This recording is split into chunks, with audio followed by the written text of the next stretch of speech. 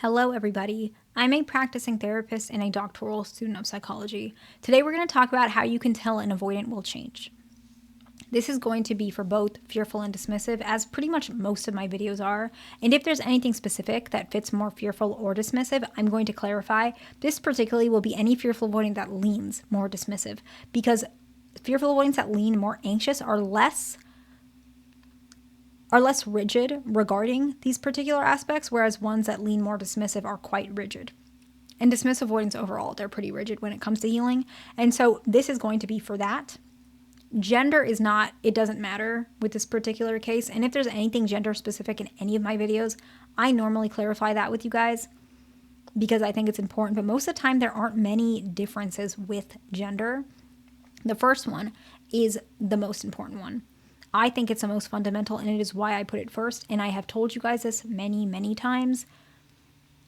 If they make progress over time, even if it's slow, this is one of the highest factors, the deciding factors that this individual will heal. What do I mean by progress? They might apologize. Maybe after the first year, they never apologize. And the second year, they're starting to apologize. Maybe the first year, they canceled on you all the time. Now they make sure they're not canceling. Anything. It can be absolutely anything. And it's not always, some avoidants are much more far.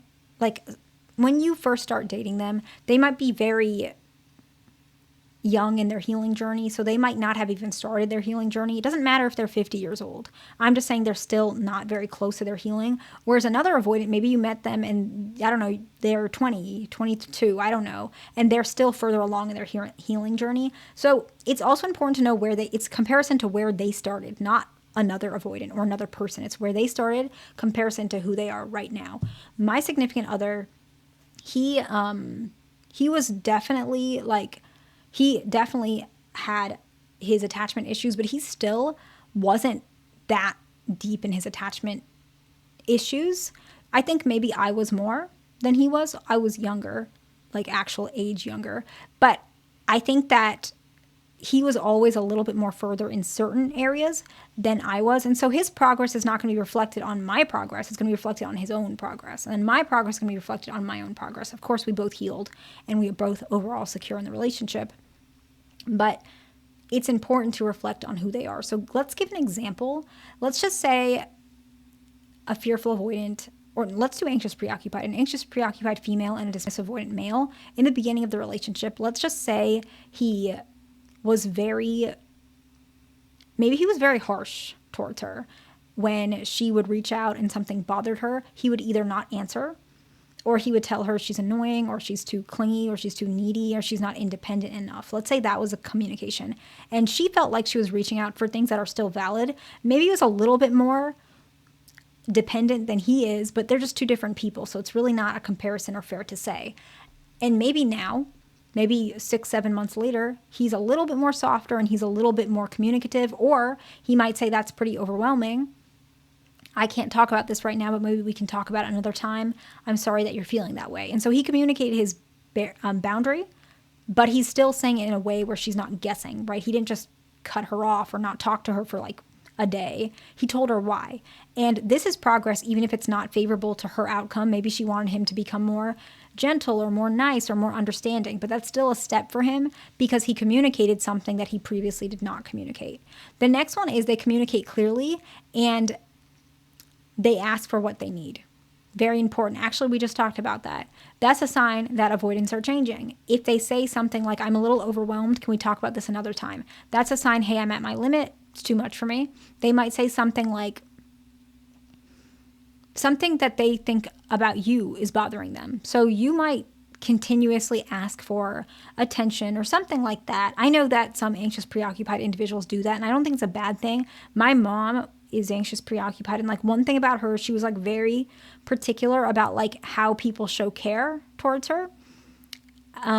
Like if she was sick, she would really want someone to really, really care, and it would be very offensive or hurtful towards her if when she was sick that, no one did anything that she expected. And for avoidance, a lot of avoidants don't know how to react about things like that because when they're sick, you guys might not like this, or when they're hurt, it's like almost offensive for a person. Like when I was struggling with my attachment issues, if I was sick, I wouldn't tell anyone, or if I had an injury, I didn't like telling people because it's embarrassing. And if you try to help me, it makes me feel like you're calling me incompetent. And so a lot of avoidants, they don't want you to feel like that because it's a horrible feeling for an avoidant. It's incredibly embarrassing. I'm not like that anymore, but that's how I used to feel. And so a lot of avoidants don't know how to give you that space. And like that was an issue that my mom had with my dad, and then my mom also had with me, because anytime she was sick, she wanted like a lot of attention, which is normal for her, but it was not normal for me. And that was a huge clash. And when an avoidant is healing and changing, for example, in that perspective, they might say, I don't know how to show up in this space. Like, I don't know what you want. And it's frustrating for me because I do care, but I don't want you to feel embarrassed or hurt. And I don't want you to feel like you're dependent on me to feel better. That's where I'm at. They communicate exactly what they're feeling so that you don't get confused, that you don't think that they're rejecting you because they don't care or they don't like you. They're telling you, no, this is exactly what's going on.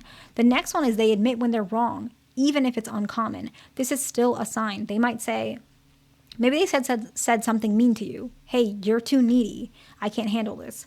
That word is harsh. They could have said it another way, and they can come back around and say, you know what? Sometimes I think that's a little overwhelming. I can admit that. But I shouldn't have used the word needy. I don't think that's a nice word. I could have just told you I feel overwhelmed and I need a little bit of space today. I could have just said that, and I'm so sorry. I hurt your feelings. That's great. And even just a little bit every now and again is a sign. The next one is a really important one. I would say it's almost as important as the first one. They modified their daily habits or their routine for you.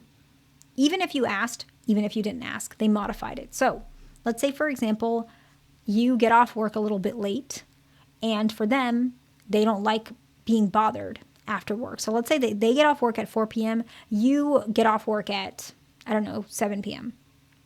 After work, they don't really like having too much conversations, but for you, maybe you like having a phone call straight after work or when you're driving home. They accommodated that a little bit for you, even if it's like in the middle of their relaxation, just a little bit. You guys can have like a 5-minute phone call. It doesn't have to be for like 3 hours, but it makes you feel safe, and it makes them feel like they're more commitment forward and more able to change, which boosts their confidence. And so this one's really important.